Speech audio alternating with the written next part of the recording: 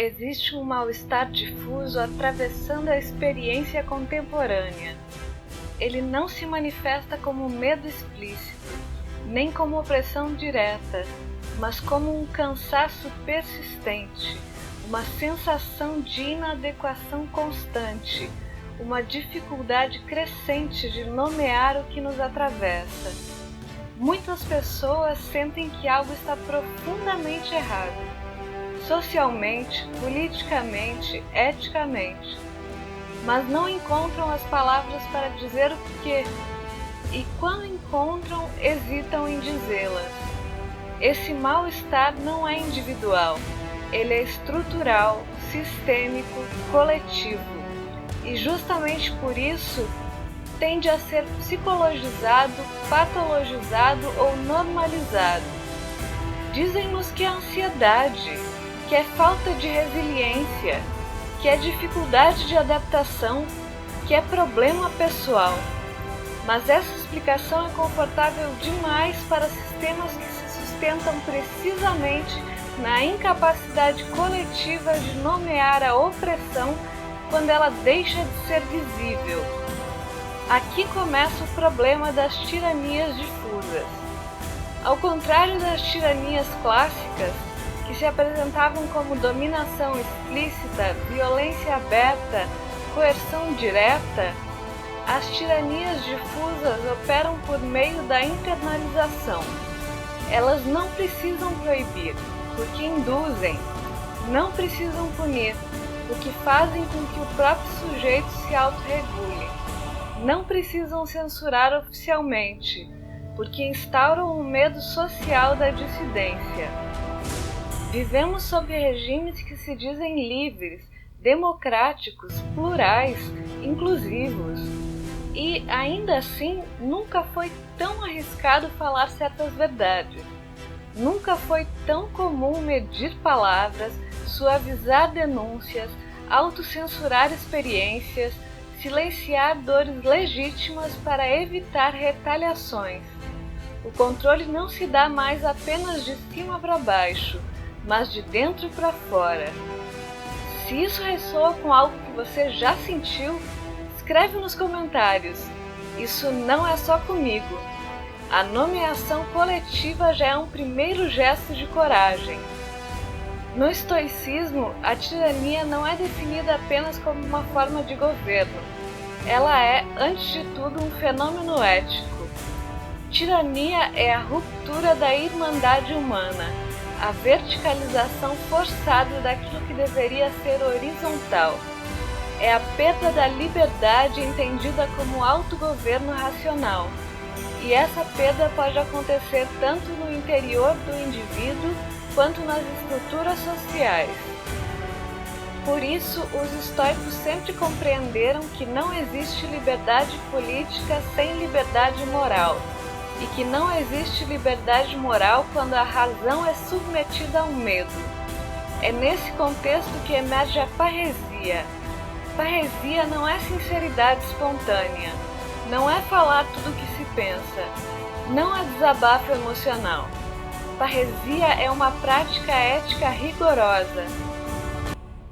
É o ato de dizer a verdade por dever, assumindo conscientemente os riscos dessa fala, em prol do bem comum e maior. O Parresiastes não fala porque quer, mas porque não falar seria uma forma de cumplicidade com a injustiça. Na antiguidade, isso significava enfrentar imperadores, tribunais, exílios, perseguições e até a morte. Hoje significa enfrentar algo mais sutil e por isso mesmo mais perigoso: o silenciamento difuso, o descrédito sistemático, a patologização da dissidência, o gaslighting institucional, o cancelamento, o desemprego. Quando alguém denuncia uma injustiça estrutural hoje, raramente se responde ao conteúdo da denúncia. Ataca-se o mensageiro, questiona-se sua sanidade, sua motivação, seu tom, sua legitimidade. O problema nunca é o que foi dito, mas o fato de ter sido dito. Quando se ataca o mensageiro em vez da mensagem, não se está refutando um argumento, mas tentando silenciar uma verdade. É uma falácia clássica, o argumento ad hominem.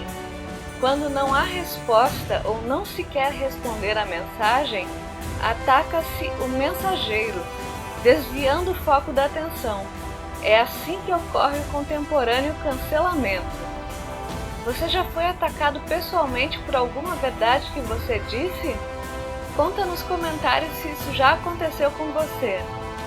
As tiranias difusas dependem de uma coisa fundamental para sobreviver: o silêncio.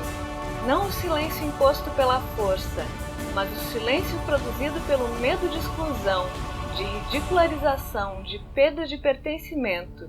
E esse silêncio não é neutro, ele é politicamente funcional. O silenciamento não é a mera ausência de fala, é uma tecnologia de poder. Ele atua corroendo a confiança do sujeito em sua própria percepção, deslegitimando sua experiência vivida, rompendo sua capacidade de se reconhecer como agente ético e político, e negando-lhe a liberdade de simplesmente ser quem é. É a violência epistêmica que nega a sua história e a violência ontológica que te impede de ser quem você é.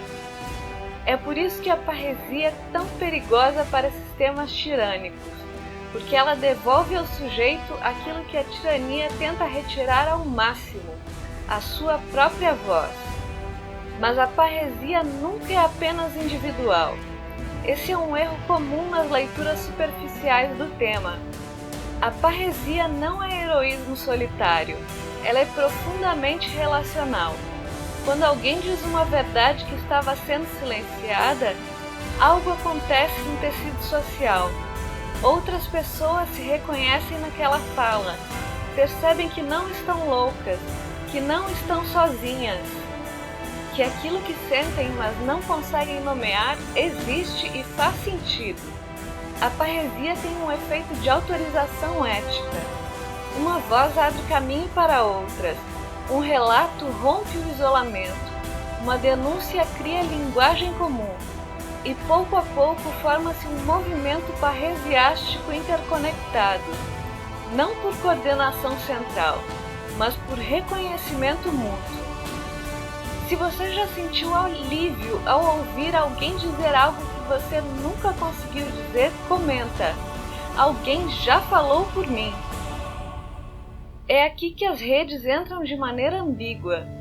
Sim, elas são instrumentos de controle algorítmico, de modulação de atenção, de indução de comportamentos, mas elas também são o campo onde a parresia contemporânea pode circular, não porque sejam neutras, mas porque são disputáveis.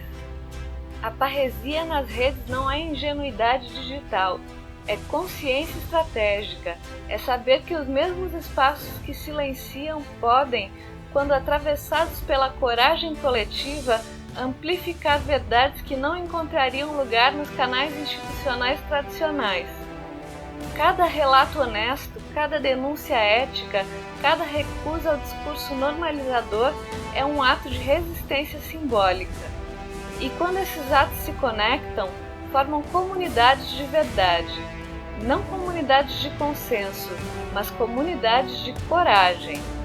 O estoicismo jamais defendeu a adaptação à injustiça, a resiliência a tudo. Ao contrário, para os estoicos, viver de acordo com a natureza é viver de acordo com a razão, e a razão não se submete à tirania, seja ela explícita ou difusa.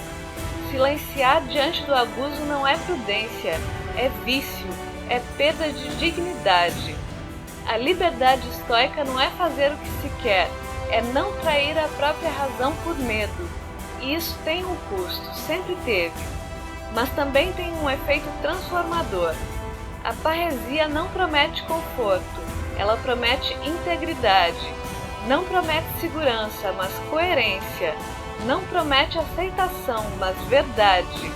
E paradoxalmente é isso que permite a emergência de novas formas de comunidade, baseadas não na obediência, mas no reconhecimento mútuo. Se você sente que esse vídeo está colocando palavras em algo que você vive, escreve nos comentários. Não estou mais em silêncio. Vivemos um tempo em que o adoecimento foi normalizado, o esgotamento virou virtude e o silêncio foi confundido com maturidade. Questionar isso é um ato político, nomear isso é um ato ético, falar sobre isso é um ato parresiástico. E talvez seja exatamente isso que este tempo exige: menos adaptação e mais coragem, menos silêncio e mais verdade, menos medo e mais razão. Porque toda tirania começa quando a voz é retirada, e toda libertação começa quando alguém ousa falar. Que falemos mais e calemos menos. Se você gostou desse vídeo, se inscreva no canal, curta o vídeo e compartilhe com alguém que está precisando retomar a própria voz e ter coragem de dizer verdade.